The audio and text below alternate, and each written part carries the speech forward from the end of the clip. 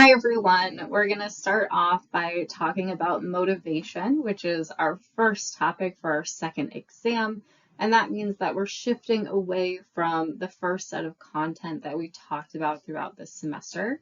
And to kind of orient you to where we are, we started off by talking about our key outcomes that we care about, right? We talked a lot about job attitudes and job behaviors. And then we just had started to shift into talking about the predictors of those key outcomes. And we talked about all of our individual differences, right? All of the things that we bring to the table as people that might influence how we feel on the job and how we behave on the job. Now we're going to continue in this vein and talking about the predictors of these key outcomes and start talking about some individual processes that are important. And we're going to start off, as I said, by talking about motivation. So our lecture this week, full transparency, is relatively theory heavy. And for that reason, I want to keep it a little bit shorter than the content usually is. So my hope is that in covering a little bit less ground, we can go in a little bit more depth and you can have a little bit more time and space to process these different theories, because knowing these theories and how they're different from one another is going to be very important for your second exam. So to give you an idea of our specific agenda for this week, we're going to review exam one, talk about the grades, talk about some patterns in the types of items that people were missing. But we're going to do that in your recitation sections rather than doing it here in the lecture as we normally would. And we'll sort of talk through why we're doing it that way. But my hope is to reach a larger audience and have a more personal face-to-face conversation with folks who I may not get to routinely interact with. Then we're going to dive into our actual content here in the lecture portion, and we're going to start off by talking about why motivation is important. We're going to define some different types of motivation that people can have and introduce the key conundrum in these different types of motivation. We're also going to talk about some predictors of motivation and some other important concepts up front. Then we're really going to focus in on theories, right? We're going to talk a lot about different theories. We're going to talk about how they explain motivation, how we can leverage them in an OB or HR context to improve motivation and all those sorts of things. And then in your in-class assignment this week, you're going to apply those theories to help motivate employees to actually see what these theories say about how we can intervene to improve employee motivation. So getting us started, we've talked about motivation already, right? This is a concept that's come up here and there throughout our lectures already, and it's come up in a couple of different weeks, actually. So I wanted to first sort of take stock of what we already know about motivation before moving forward and talking about some new concepts about motivation. So first, we've already defined what motivation is, and we define that as the choice to perform a given task, the choice of effort level we're going to devote towards that given task, and then our choice to persist at a given level of effort over time towards that task. So in other words, motivation is us choosing to do something in the first place, how much effort we're going to devote to doing that thing, and if we're going to choose to sustain that effort over time. Then we talked about Campbell's determinants of job performance, which again, reaching back a couple of weeks, but hopefully given that you've just studied for your exam, this is still relatively fresh. And what that model says is that there are three primary determinants of job performance, and motivation is one of those key determinants. What this theory would also say is that motivation is important because there are things that predict motivation, and that's sort of the vehicle through which those impact job performance. So for example, we have KSAOs, things like personality, that's going to predict motivation, and when we're more motivated, we're going to perform better. So that's what explains this relationship between our KSAOs and job performance. And then of course, if we think about the job characteristics model, which comes from when thinking about job satisfaction, this theory also says that when we maximize those 5 core job characteristics, we also improve motivation. So job characteristics model is not only important for improving job satisfaction, it's also really key for improving motivation. All right, so now we have an understanding of what we've already talked about with motivation, which is admittedly very high level information. So today we're going to add some nuance, right? We're going to sort of get into the weeds on exactly what motivation is and why it's important for us to consider. So here I want to introduce what is considered to be the fundamental idea behind work motivation. And this fundamental idea is that motivation is absolutely critical for performance. But if we look at this formula, there are a couple of other pieces that matter as well. Our first additional piece is ability. And we already know that ability is a great predictor of task performance. It's in fact the best known predictor of task performance that we have. But here we're adding some context. And what this would say, because this relationship is multiplicative here, is that having ability isn't enough, right? Ability can't carry performance on its own. And we also need to have high motivation in order for ability to translate into high task performance. And here what this would imply is that if our motivation is 0, it doesn't matter what our ability level is, we wouldn't perform the task well. And the reason why is because of our definition of motivation. If we're not motivated, we're not going to choose to engage in the task in the first place or choose to devote any amount of effort for any amount of time. So we can be completely capable of doing something and still not perform well simply because we're not motivated to do so. Then the final piece of this equation is the environment, or we might also call this situational constraints. And what this means is that we have to also have the resources that we need to be able to do the job. If we're highly motivated and we have high ability, but we don't have the resources that we need, performance will still be low. So if we put all of this together, it says that we really need to care about 3 things in tandem, 3 things all together. We need to hire employees that have high ability, as we've already talked about, but then we need to make sure that we're designing jobs that are motivating, right? Make sure that the organization itself is motivating, the jobs that we're asking people to do, the tasks themselves are motivating, and then make sure that the environment is as free of these situational constraints as possible so that there's nothing detracting from performance. So again, today our goal is to really dig into this motivation piece more. All right, I also wanted to take a minute to talk through the predictors of motivation. And we can again draw on Campbell's model here, which would say that motivation is a direct determinant of task performance, but that other KSAOs are going to predict motivation, which is what makes those KSAOs important for task performance in the first place. So we have already talked about personality at length. We've introduced this Big Five model. We talked about how related the Big Five are to task performance. And we saw that the relationships are not so great. The strongest relationship we saw was for conscientiousness, which was a 0.16.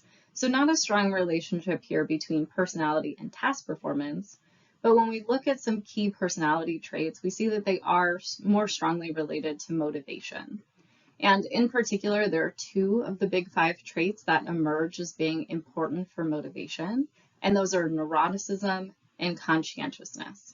Neuroticism, again, is all about being nervous, being anxious, experiencing lots of negative emotions, catastrophizing, thinking of the worst case scenario. And conscientiousness is all about being reliable, dependable, detail-oriented, the person you can count on, and so on. So we see here is that people who are higher in neuroticism tend to have lower levels of motivation, and people who are higher in conscientiousness also have higher levels of motivation. So again, our relationships here are not super duper strong, but much stronger than what we saw for task performance. Then I also wanted to introduce a new concept here, which is the idea of self-efficacy. And self-efficacy is defined as a belief in one's capabilities to mobilize the motivation, cognitive resources, and course of action needed to meet given situational demands. That is a very fancy way of saying that self-efficacy is your belief that you can do a specific task. In many ways, this is like self-esteem, right? Self-esteem is this global idea of our self-worth or how good we are at different things. but self-efficacy is specific. So self-efficacy might be how good I think I am at taking an exam. Do I think I'm a good test taker or a bad test taker? Or it could be how good do I think I am at math-related tasks, right? Do I view myself as being good at math or bad at math? So self-efficacy is more directed towards something specific. Now, as you can imagine, self-efficacy is positively related to motivation, and you can't see the correlation here because my face is blocking it, but the relationship is a 0.38. So this is one of the best predictors that we have of motivation to date, at least. And the reason why is because we tend to want to do tasks that we think we're going to be successful at, right? If we think that we're not going to be successful, then we're probably not very motivated to devote our effort towards something. But if we think we can successfully complete the task, then we're a little bit more motivated, right? We're going to mobilize those resources. Then when we think about this in the context of HR, there are some takeaway points that we have here that I want to highlight. So the first is that the expectations that we set for our employees are really important for determining their self-efficacy, which again is then important for determining their motivation. Generally speaking, when we set high expectations for our employees, that helps them build their self-efficacy. And when we set low expectations for our employees, that tends to result in low self-efficacy. And there are a couple of reasons why there might be this connection between the expectations that we set and self-efficacy levels. The first is that if we set these low expectations, if we meet those expectations, we may not walk away feeling very accomplished, right? It wasn't very challenging. The bar wasn't very high. So that's not going to give us a good sense of accomplishment, which isn't going to help build our self-efficacy. Alternatively, we also may take that as a signal from the organization. If they set low expectations for us, we might take that as a signal that that's all they think we can accomplish, and that's going to undermine our self-efficacy. So what we can take from this is that HR professionals should design jobs that build self-efficacy. And one way we can do that is through setting high and difficult expectations. However, there is just a little bit of a caveat here, which is sometimes having high self-efficacy might actually backfire. And I'm sure you can think of when that might be the case. And that's when self-efficacy is artificially inflated. If we have self-efficacy that's higher than our actual ability to do that task, then we might get into some trouble. For example, if you walked into exam 1 and you were like, I'm a good test taker, my self-efficacy is up here, you might actually choose not to study very hard for that exam, right? You think you've got it in the bag, you think you're a great test taker, you're confident in your knowledge of the course, so you don't spend a lot of time studying, and you go in and you take the exam. If that self-efficacy is artificially inflated, you think you had a better mastery of the material than you actually did, and that's going to, again, lead you not to study, and that's going to hurt your performance. So we don't want to sort of gas up our employees without that being grounded in fact or grounded in their actual ability to perform, but we do want to give them these opportunities to perform well and build self-efficacy. All right, so now I want to introduce a couple of different forms of motivation, which are really, really critical to keep in mind. And again, this creates a little bit of a conundrum for organizations in the way that we typically structure work. But before I tell you what those different types of motivation are, there are 2 key types of motivation. I want you to first take a second to pause here and consider if you were a manager, if it was your job to motivate a set of employees that you lead, how would you do that? What are the types of things, the types of behaviors, the types of incentives that you would use to improve motivation for your employees? And my hope is that in thinking through this, we can sort of draw this conundrum to the front. All right, so with that foreshadowing, we again have 2 forms of motivation that we care about and that are really sort of fundamentally different ways for employees to choose to engage in behaviors, or for anyone to choose to engage in behaviors. And those 2 forms of motivation are intrinsic motivation and extrinsic motivation. Intrinsic is internal. I think that's a helpful way of thinking about it. Intrinsic, internal, whereas extrinsic motivation is external. So I'm going to unpack that a little bit more. Intrinsic motivation is when we do something, we choose to engage in a task and devote our effort towards it because we simply like doing that task. We find the activity itself inherently satisfying. So as an example, if you paint in your off time or you draw or you do something like that and you don't do it for money, you don't do it for fame, you don't do it because you want to post it on social media and get a bunch of likes, you simply do it because you love painting, then that's intrinsic motivation. You're choosing to engage in the activity, put forth effort simply because you enjoy the activity. Same thing if you love to come home after classes, play video games just because it's an enjoyable experience, that's intrinsic motivation. Then we have extrinsic motivation, which is again our external form of motivation. And this is where maybe we don't love the task, right? Maybe there is nothing inherently satisfying about doing the task, but we choose to do the task anyway. We choose to devote our effort towards it because we get some sort of outcome. There's some kind of external reward that we get because we completed the task, because we chose to engage in the task, and that's why we choose to do it. Let's say you have a friend who's moving, they ask you to help them come over and pack and load up the truck, and in response, they will buy you beer and pizza, right? If you come help them pack up, you'll get a nice meal. If you say yes, despite hating packing and moving, but simply because you want beer and pizza, that would be extrinsic motivation.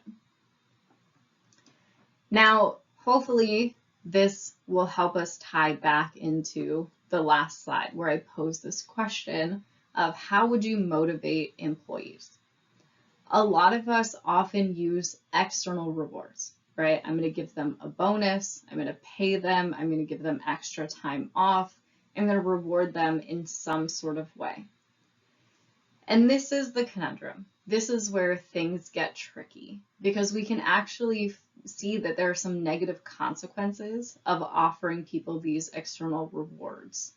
And in fact, we find that giving people external rewards increases their external motivation or their extrinsic motivation, and it actually reduces their intrinsic motivation.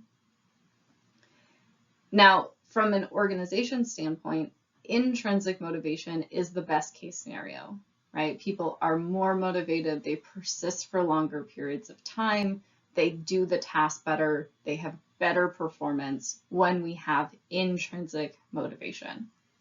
But as I just said, we often structure work around external rewards, and external rewards can undermine intrinsic motivation. And in fact, there's some research that even shows that when we give people external rewards, it can actually harm performance. So I'll walk you through one study, but there are tons of studies that have been done in this particular area.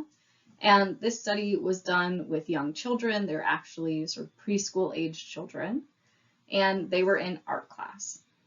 In one class, the art teacher offered some sort of external reward for completing paintings to, again, one class. And in the other class, they were told, just paint as much as you want for as long as you want. In the class where they offered the external reward, where you get something for every painting that you complete, what they found is that the children completed more paintings, but they were of much lower quality, right? They were less creative, they were less sort of fleshed out, and again, they were just of generally low quality. When there was no external reward, the students, again, produced fewer paintings, but of much higher quality. Then we also see that if we ask people in those two conditions how much they enjoyed the task, when we offer that external reward, they actually say that they liked the task less than when there's no external reward. So here, again, we have this really tricky situation that emerges for organizations because the entire structure and our whole understanding of motivation comes from external rewards.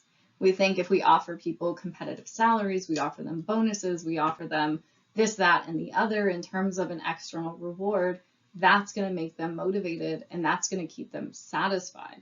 But what we would see from the literature is that the introduction of those external rewards actually undermines satisfaction and motivation and performance.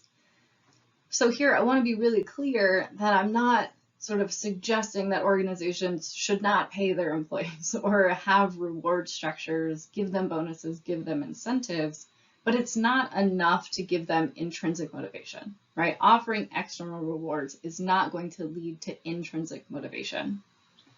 And this is where job design becomes so important. So going back to the job characteristics model, things that we've talked about with job satisfaction, where the work itself is really critical for how we feel on the job. We need to make sure that we're designing jobs that are intrinsically motivating, that give people actual meaning, and not just trying to give people jobs that have no meaning, that they don't find satisfying at all, but giving them some reward structures along the way and hoping that that overcomes the issue. Okay, with all of that backdrop, now that we know what motivation is, we know what predicts motivation, and we know these different types of motivation and this issue that arises with external rewards and intrinsic motivation, we're going to jump into talking about our theories. And as I said, this is theory dense this week, so I'm going to try to go slow here. I am happy to answer any questions. I'm happy to walk through additional examples. I'm happy to do anything that you need in order to really understand these theories and keep them separate, because understanding them is going to be, again, very critical for your second exam. All right, so now I'm going to start with our first theory, which is Maslow's hierarchy of needs, and it's one of several needs-based theories that we're going to talk about. But before I introduce this theory specifically, these different theories that we're going to talk about, these needs-based theories, are categorized as person as machine theories of motivation. And what that means is that this set of theories argues that motivation is a reflexive process, that all humans respond to the same situations in the same way and are motivated by exactly the same kinds of things. These types of theories also argue that there's essentially no conscious processing. We're not making active cognitive decisions about what motivates us. But again, this is just a reflex. Under certain circumstances, every human being would respond in exactly the same way or would be motivated by the exact same things. So keeping that in mind, Maslow argued that, of course, we're all motivated by the same basic human needs that we automatically respond to, and he organized these needs into a pyramid according to how basic they are. And he also argued that we need to meet the needs at the bottom of the pyramid before we can move up. So that's why this is called Maslow's hierarchy of needs, because he argued that these needs are hierarchically arranged. So we start at the very bottom of our pyramid. Here we have our physiological needs. This is things like breathing, eating, having water, sleeping. Then we move up a rung into our safety needs. And this is where we need employment security, we need a safe place to stay, housing, those sorts of things. Then we move up to love and belonging, which are needs related to social connection to other people. We want to have friendship, we want to have romantic partners, we want to have close relationships with our family. Then we move up to esteem needs, and this is all about sort of how we feel about ourselves. So we want to view ourselves in positive self-regard, have high self-esteem. We want to be respected by other people and so on. And then our very top level need here is self-actualization, which is where we want to sort of become our highest self, right? We want to become our truest, most authentic self.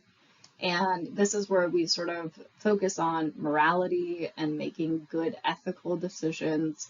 We focus on sort of lacking prejudice, problem solving, all of these higher level types of goals. So again, what Maslow's hierarchy of needs would say is that we have to first meet our physiological needs, right? We have to have food security, we have to have ability to access clean water, those sorts of things. And once we meet our physiological needs, we can move up to our safety needs, make sure we have access to safe housing, those sorts of things.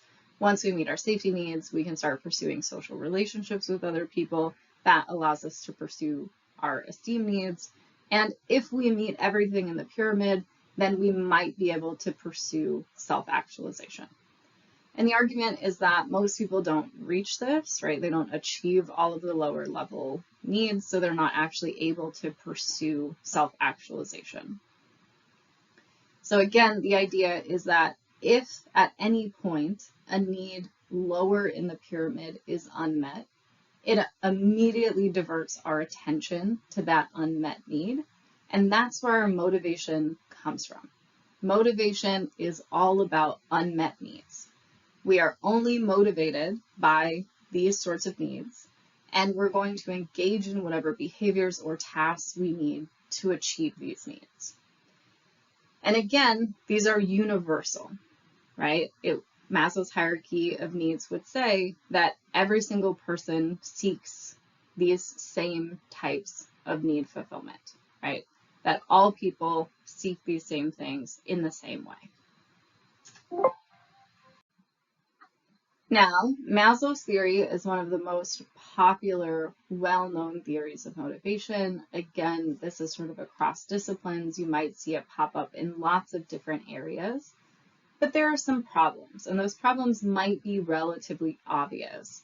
And really, the research support for this model is pretty mixed, right? It does show that we tend to have these needs, that people value all of the things we just talked about. They value, obviously, having access to food and water and safety and shelter and care about having relationships with other people and those sorts of things. But really, there are a couple criticisms that emerge here. And the first is that the theory is too simplistic and sort of argues that we only have needs at a given level at a given time, but we can certainly experience multiple needs at multiple levels of the pyramid at one time. And we can also actively invest in meeting those needs at the same time. And sometimes there are things that meet needs at all levels of the pyramid, or at least at multiple levels of the pyramid. For example, getting a promotion might help with some of those physiological needs. It could help with the safety needs, right? Making more money gives us more secure housing. It might also relate to esteem needs because it's showing that people are respectful or they respect us and those sorts of things. So it's a little bit too simplistic. But the primary issue with Maslow's theory is that the hierarchy doesn't hold, meaning people don't completely abandon higher level needs simply because a lower level need arises. And in fact, sometimes people forgo lower level needs to meet higher level needs. So think about people who go on hunger strikes. Those needs, right, what is motivating them to go on a hunger strike is probably something related to self-actualization, being moral, standing up for moral principles. And you're intentionally foregoing a need at the very bottom of the pyramid in pursuit of self-actualization, right? This theory would say we completely abandon our pursuit of higher level goals the second a lower level need arises. And again, these types of examples show us that that's simply not the case. So it's not that there's nothing we can take from this. We do know that these types of things are very important for people and they are motivated to meet these needs. But this hierarchical structure is simply not supported in the literature. All right, that brings us to our next theory, which is another needs theory and another person as machine theory. And this is actually just a modification of Maslow's hierarchy of needs. There are actually many different versions and revisions to Maslow's theory, but this particular revision is called the ERG theory. And essentially, this theory makes two important revisions to Maslow's original theory that we just talked through. First, this theory groups Maslow's needs into 3 categories instead of 5. So those categories are needs related to existence, which encompasses the bottom 2 rungs of Maslow's theory, which were the psychological or physiological and safety needs. Then our second need here is relatedness, and this corresponds to the social needs or the middle of Maslow's hierarchy. And then finally, we have growth needs, which corresponds to the top two rungs of Maslow's theory, which were the esteem needs and self-actualization. Now, the second way that this theory is distinct from Maslow's theory is that it overcomes the biggest limitation of Maslow's theory, the biggest part that hasn't been supported by data, which is that it removes the idea that they're hierarchically arranged. And in fact, the theory says that all needs can operate at the same time. We can pursue existence needs, relatedness needs, and growth needs all at once. And this means that if needs in one domain are threatened, it doesn't mean that we abandon our pursuit of meeting other needs. Now, this theory also adds an additional piece that Maslow's theory didn't have, which is called the frustration regression hypothesis. And what the frustration regression hypothesis states is that if we become frustrated in our needs in one area, meaning we're trying to meet needs in that particular area and we're unable to do so, we might start sort of divesting from meeting needs in that area and investing more heavily in another area. So for example, if we were passed up for a big promotion and that's in fact affecting our growth needs, right, holding us back from meeting those needs, then we might respond by investing in our relatedness needs by building strong relationships with our coworkers, right? So the idea here is that we want to maximize the degree to which our needs are satisfied, and we can do that in any of these different domains. If we hit a barrier, if we're unable to do it in one domain, we're going to reinvest in another. Now, this theory is ultimately better than Maslow's theory because it's more flexible, right? It only has these three groups. It removes that idea that they have to be hierarchically arranged, but it's still not fully supported, right? This is not necessarily the best way for us to represent or think about motivation. And in particular, it's still really difficult to classify certain things into these different need categories, and it's generally difficult to measure needs, the extent to which different needs are met. So for this reason, it's not necessarily going to give us tangible evidence or advice as HR professionals about what we should do with our employees. So we want to keep looking to additional theories. All right, I'm going to introduce one more needs-based theory, and this is Hertzberg's two-factor theory. This is another modification of Maslow's theory, and I think it might be a little bit more confusing than the others. It's a little bit of a strange theory. So I'm going to explain it the best I can here, but again, please feel free to ask any questions or seek clarity about this theory if you're not sure how it's different from the previous two or what the central tenet of this theory is. All right, so again, we're talking about Hertzberg's two-factor theory here, which is another revision of Maslow's hierarchy of needs. But here we only have two basic needs, which are hygiene needs and motivator needs. Motivator needs, which are also called motivator factors in this theory, is a combination of the highest three levels of Maslow's hierarchy. So that's our social needs, our esteem needs, and our self-actualization needs. And then our hygiene needs or hygiene factors reflect the two most basic levels of Maslow's hierarchy, which are those physiological and safety needs. Now, where this theory departs is that Hertzberg argued that motivator factors are the only things that can lead to satisfaction. So again, meeting the needs at the top three levels of Maslow's hierarchy, that's the motivator factors, is going to lead employees to be satisfied. That means we have to meet our social needs, our esteem needs, and or self-actualization needs to actually feel satisfied, have a high job satisfaction, and therefore to be motivated. On the other hand, if we meet our hygiene needs, our hygiene factors, which are the bottom two rungs of Maslow's hierarchy, that can only reduce dissatisfaction, but it can't produce satisfaction or motivation on its own. So what that means is that, say, meeting your safety needs can lead to the absence of dissatisfaction. You can feel sort of neutral, but it's not going to make you happy, and it's not going to motivate you towards anything in particular. So we're going to talk through exactly what these hygiene and motivator factors are, and hopefully this will become a little bit more clear as we go. All right, so I wanted to give you an idea of what would fall into these two different factors, right? Our motivator factors versus our hygiene factors. So I've assembled some examples here of each kind, but generally speaking, motivator factors have to meet, again, one of those high level needs. So it has to meet an esteem need, a social need, or increase our self-actualization. So here we're talking about having challenging and meaningful work, or getting some sort of social recognition that shows us that we're valued by our peers. So these factors have more to do with the work itself rather than the external components or rewards of the job. Then hygiene factors are, again, just giving us physiological needs or safety needs that are being met. So these are external factors, right? Things that are sort of about the way the job is structured, the rewards, those kinds of things. So some hygiene factors could be things like status, your job title, your working conditions, and your salary.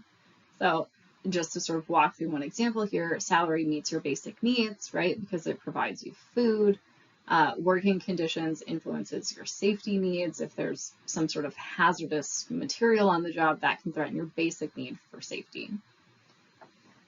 But again, the argument is that all of those external factors like pay, working conditions, salary, whatever, can't motivate people in and of themselves.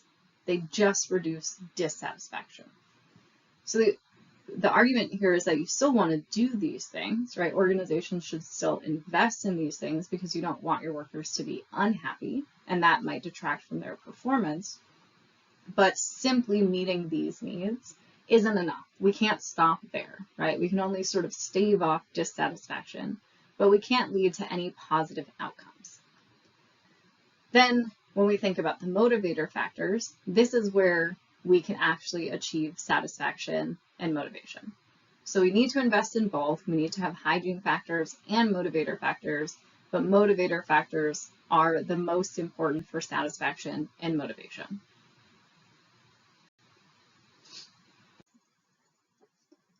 All right, so now that we know what these motivator factors and hygiene factors are, I want to underscore here that like our other needs theories, this theory doesn't have very strong empirical support.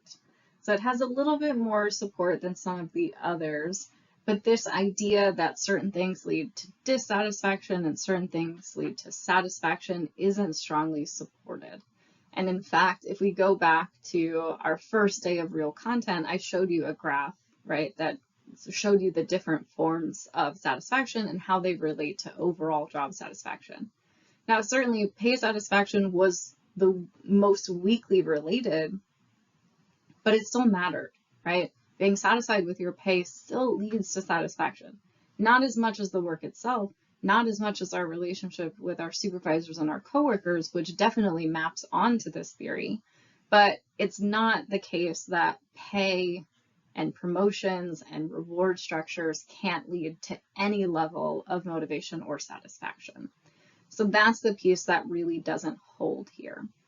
And also, we want to keep in mind that this is still a person as machine theory that says that humans are just completely reflexive, that motivation is completely unconscious, and we probably know that we are a little bit more in the driver's seat than those types of theories would state. All right, so now we're going to talk about our final person as machine theory, and this is reinforcement theory. If you've ever taken a psychology course or something like that, you've probably heard of this theory before. And really this theory, reinforcement theory, grew out of a behaviorist paradigm or school of thought within psychology. And essentially what behaviorists wanted to do was observe behaviors, and they thought that all of the internal mechanisms and the psychological processes that underlie those behaviors was basically a black box. It couldn't be observed, and therefore they just simply weren't of interest. Behaviorists thought that behaviors were all a simple product of three elements: a stimulus, a response, and a reward. What that means is that there are prompts in the environment, such as being in a certain situation. That's a stimulus. Those prompts are going to cause us to behave in certain ways. If we reward that behavior, people will continue to engage in those behaviors in that type of context.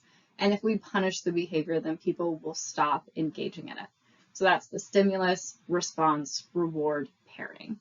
And behaviorists believed in this so strongly that they truly thought they could train anyone to be anything. So one behaviorist famously said, "Bring me a dozen healthy infants and I will give you a dozen lawyers," meaning he thought he could use the stimulus response reward chain to control anyone's behavior in the way that he saw fit. So what this would say about motivation is that employee behavior can be motivated through rewarding the behaviors we want to see and punishing those that we don't want to see. If the stimulus is interacting with a customer, for example, we want to reward employees every time they smile and do what the customer asks, and punish them if they yell at the customer. In other words, we want to offer our employees what we call contingent rewards. We want to say, if you do X, you get this reward, so that the rewards are dependent on fulfilling certain behaviors that the organization wants to see. Now, according to behaviorists, there are two different ways that we can give these contingent rewards.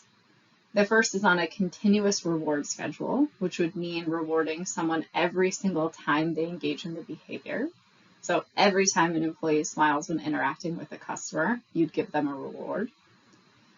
The second reward schedule is what we call intermittent rewards. And this is where you give employees rewards intermittently instead of every time they engage in the behavior. So you might reward them every 3 months if they have consistently high customer service ratings, or once a year, as with performance appraisal systems. And this pace might be random or it might be set. Now, I always ask students which one of these they think is better. Should we reward employees every single time they do something right, or should we give the intermittent rewards?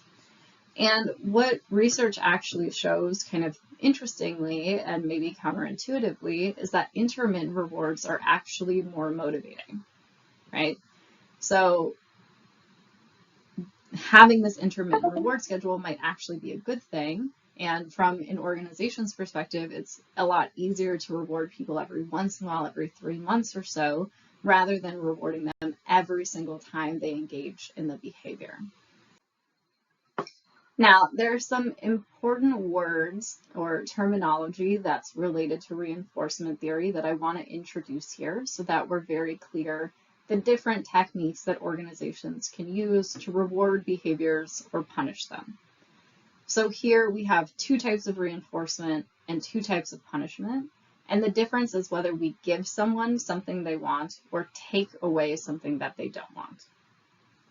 So with positive reinforcement, they engage in a behavior that we want, therefore we want to reinforce that behavior, cause them to engage in that behavior more. So we give them a positive consequence. We give them something they want.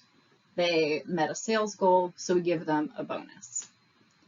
Then with negative reinforcement, this is where someone, again, engages in a positive behavior that we want to reinforce. We want them to keep engaging in that behavior. So we're going to take away a negative consequence. Maybe they generally have to stay after work and clean up. If they engage in good behavior, they hit a certain sales record, we're going to say they don't have to do that. They don't have to stay back and clean up because that's something that they don't want to do. Then we have our 2 forms of punishment here. Punishment is where a negative behavior is followed with a negative consequence. So maybe a manager demotes an employee. They didn't meet their sales performance goal, so they're going to get a demotion. Then we have extinction, which is our second form of punishment, and this is where the negative behavior is followed by the removal of a positive consequence. So I'm going to take something away that you want because you've engaged in bad behavior that I don't want you to keep engaging in the future. All right, now we're going to leave our person as machine theories behind, We're no longer going to assume that motivation is just a reflex that we have no conscious decision making in. And we're going to move into some theories that are called person as scientist theories. These theories take a very different approach and assume that this is very conscious, that people make very active decisions about motivation. And in fact, these person as scientist theories assume that people are hyper-rational and make data-driven decisions. So our first of these theories is Vroom's expectancy theory. And this is also called VI theory. There are three components. The acronym is VI, so that's why it's called VI theory. And essentially, this theory is all about predicting the behaviors a person is going to select from a set of alternative options. So the idea is that we select one behavior over other alternatives because the expected result of that behavior is better. And again, this is the data-driven piece where every day that we wake up and go to work, we have a ton of different behaviors that we can choose to engage in. We're going to make decisions about which one of those things to pursue in this very rational, data-driven way.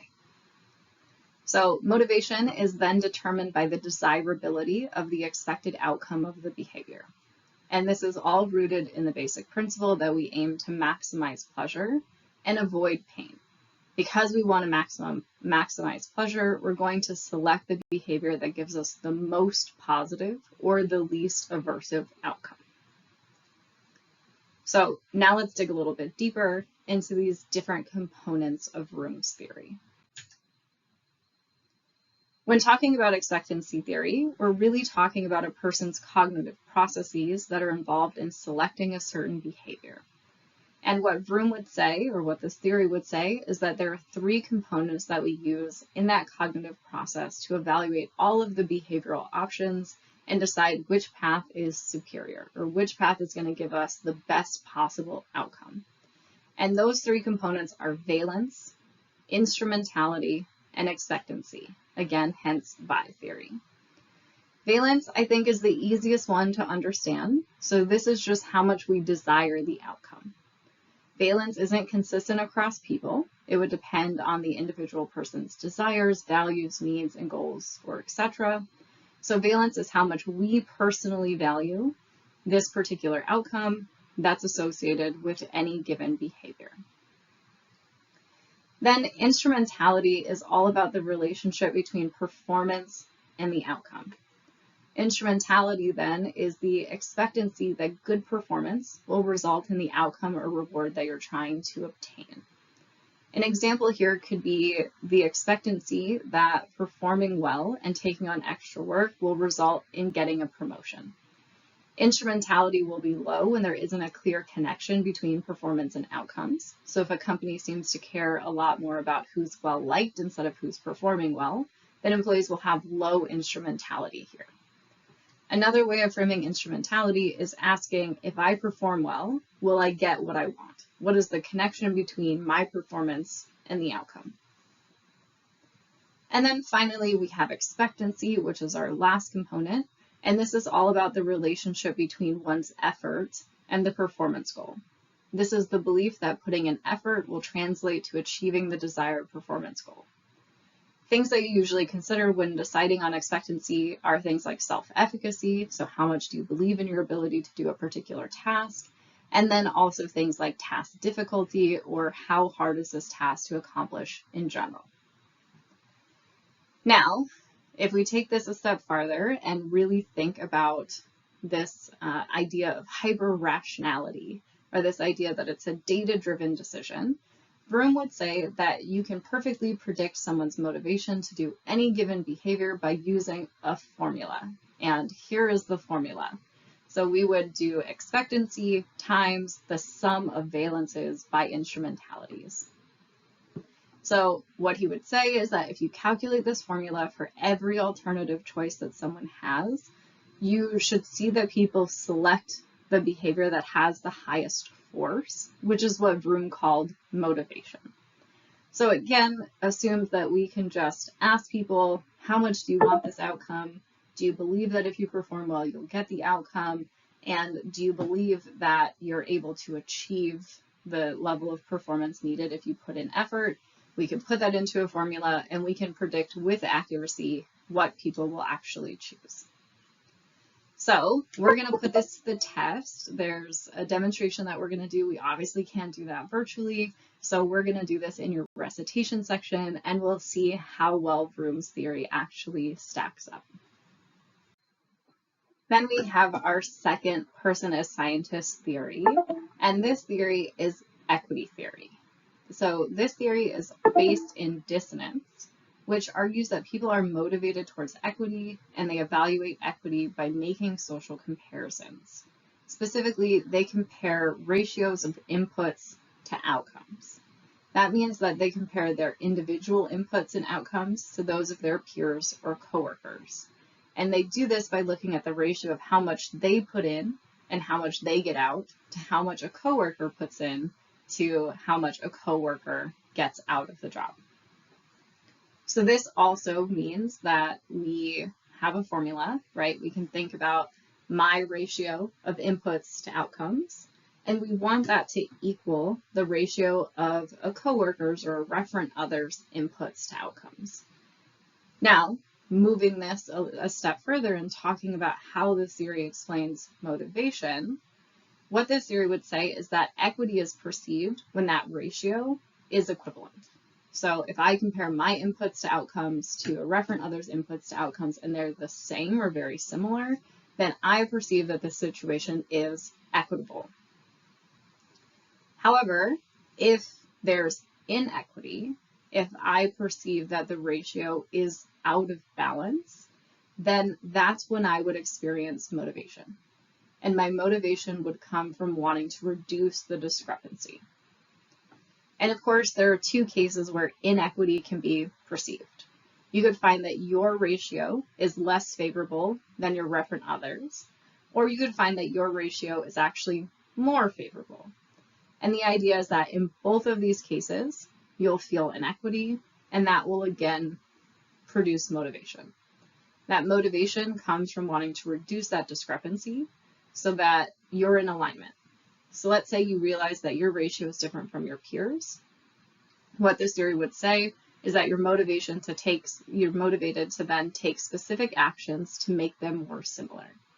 If your colleague is doing the same job and getting paid more, for example, you might be motivated to ask your boss for a raise to close that gap. Then equity theory would go a little bit further and say that there are a host of different ways that we can respond in cases that we perceive inequity, or we perceive that there's this imbalance between our ratio of inputs to outcomes to someone else's ratio of inputs to outcomes. So the first thing we can do is distort our perceptions. And essentially this means we can change our thinking to believe that the referent is actually more skilled than previously thought, or change our view of their inputs, right? So we might say, hey, I thought there was this initial discrepancy, but when I think about it, I think my coworker is actually putting in more than I am. So that's going to reduce the perceived discrepancy. We can also objectively try to increase the reference inputs. So if we're in that situation where our coworker is getting paid more, but we think we're doing the same amount of work, we might encourage the referent to work harder. We might give them more work or ask them to take on some of our work to make that ratio fair. Then we might reduce our own input. If I'm putting in the same amount and I'm getting paid less, then why not reduce what I'm putting in to make it fair? We can also try to increase our own outcomes. So we might try to negotiate for a raise to, again, remove that discrepancy. We can also change our referent. So we can change the person to whom we're comparing ourselves. Maybe after we think about it a little bit more, we think this isn't a fair referent, so we're going to change and compare ourselves to someone else. We could also leave the situation. We could just quit our job altogether because the discrepancy is so unfair and there's nothing we can do to resolve it. Or we can, of course, seek legal action against the organization.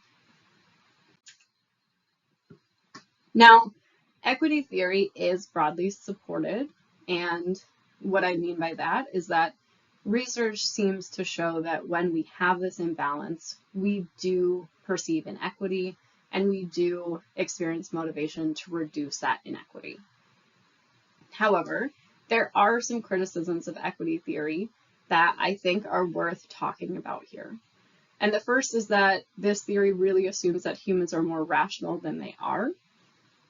Of course, we know that people make all sorts of irrational decisions all of the time.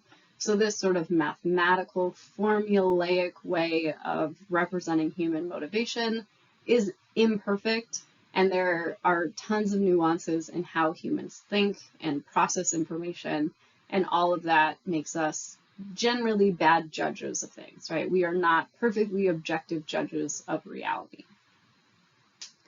Then we also see that the predictions set forth by equity theory aren't fully supported.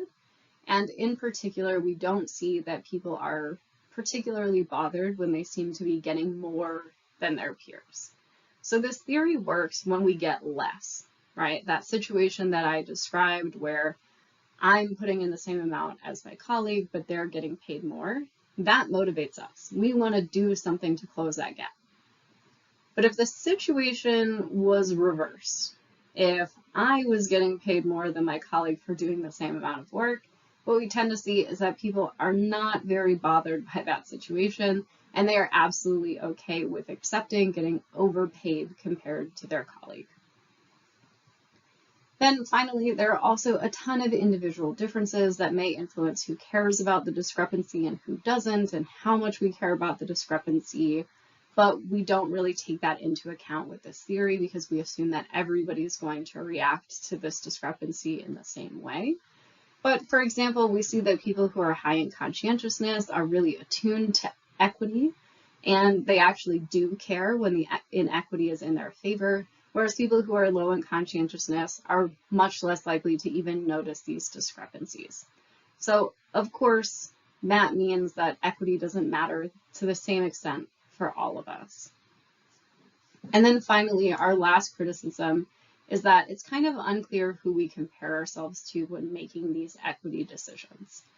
The theory would say that we should compare ourselves to people who are our equals, so our coworker who's sort of the most equivalent to us, but we have a tendency to compare ourselves to people who make us feel better, right? We like to make downward social comparisons.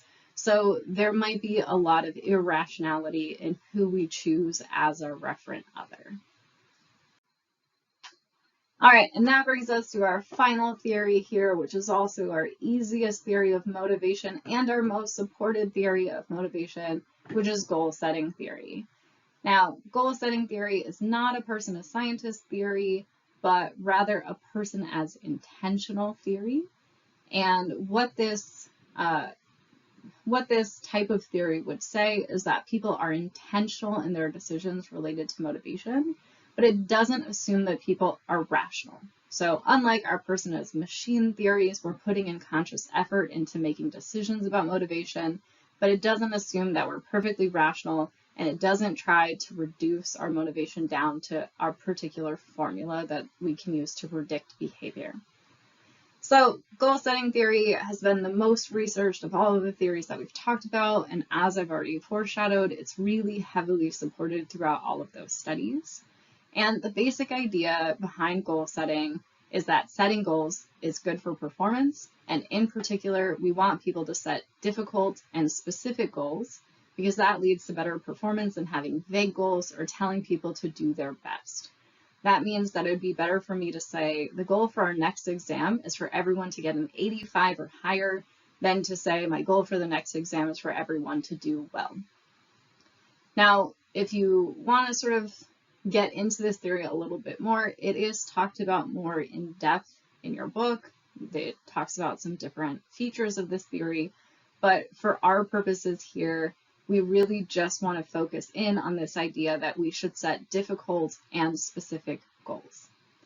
And then we want to dig a little bit deeper into what kinds of goals we should set. So again, this theory broadly tells us that our goals should be difficult and specific, but that's still relatively vague. And there are a number of questions that remain about the types of goals that we should set. So I'm going to sort of pose some questions here on what types of goals we should set and give you some answers. So one question we might have about goal setting is, should we set quality goals or quantity goals? And this asks the question of, should we tell employees how much to produce, or should we set expectations of the quality of what they produce? And the answer here seems to be both. There's a trade-off between quality and quantity, and if we only set goals related to one, then the other will drop off. So we want to make sure that we have both quality and quantity goals, assuming that both are relevant to our performance context.